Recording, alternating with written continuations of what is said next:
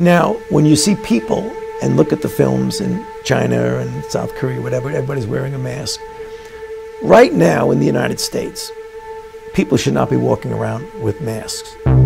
You're sure of it? Because people are listening really closely to this. Right now, people should not be walking. There's no reason to be walking around with a mask.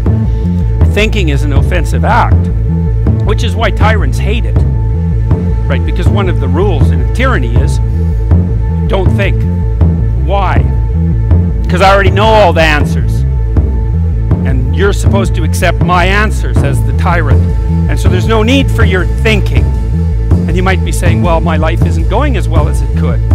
And the tyrant says, well, you don't get to think that because in my utopian tyranny, everything's perfect. And if you're suffering, that means you're politically suspect. Because you're suffering, your inability to recognize that the utopia has already manifested itself, your unhappiness is actually a political crime. But if you just keep it to yourself, well, we'll let you keep your head. No, and that is the coronavirus. We know that is we the know coronavirus. the problem out there, but there are millions of Americans who have lost their jobs. They can't pay the rent. Their kids need the food. That's right, and that's what we're trying to get done. $1.8 trillion, and the president just tweeted, stimulus, go big or go home. He wants even more right now, so why not work out a deal with him, and don't let the perfect, as they say here in Washington, be the enemy of the good. Well, I will not let the wrong be the enemy of the right. What's wrong with $1.8 trillion? Well, you know what? Now I see this. Check this out. Because we're talking about crypto and all that stuff.